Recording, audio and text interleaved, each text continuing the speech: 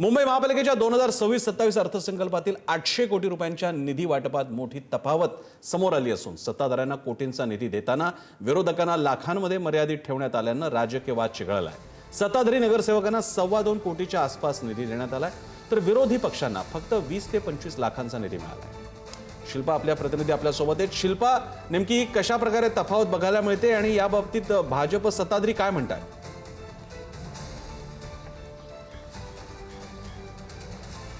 प्रसन्न sir, आपण जर पाहिलं तर आतापर्यंत मंत्रालयातील जो निधी वाटप आहे त्यावरून वाद रंगलेला पाहायला मिळाला।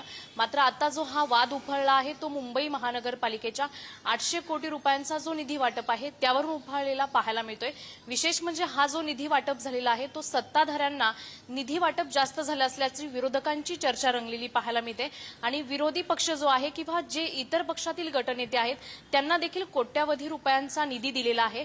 मात्र विरोधी पक्षातील जे नगरसेवक आहेत त्यांची मात्र लाखात बोलवण झालेली पाहायला मिळते आणि त्यावरूनच आता ही चर्चा रंगलेली आहे। विशेष म्हणजे नेते मालामाल झालेत आणि जे कार्यकर्ते आहेत त्यांची मात्र कुठेतरी हाल झालेली पाहायला असल्याची मुंबई महानगरपालिकेमध्ये ही चर्चा रंगलेली आहे।